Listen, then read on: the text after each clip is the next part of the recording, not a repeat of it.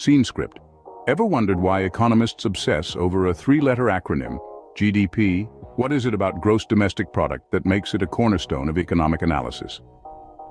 Gross domestic product, or GDP, is a measure of a nation's economic health.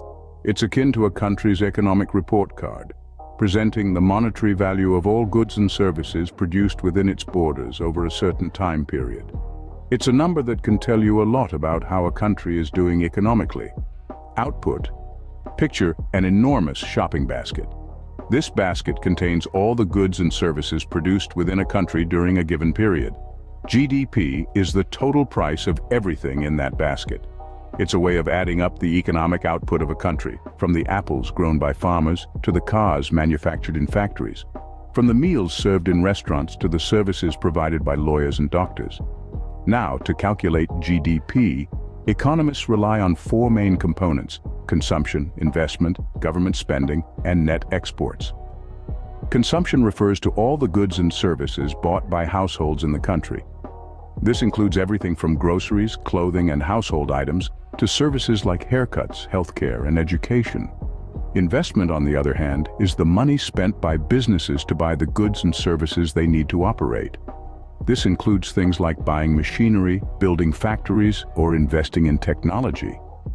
Government spending is the total expenditure by the government on goods and services, such as infrastructure projects, public services, and salaries of government employees.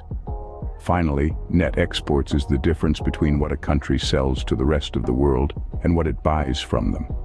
If a country sells more than it buys, it has a positive net export, and vice versa.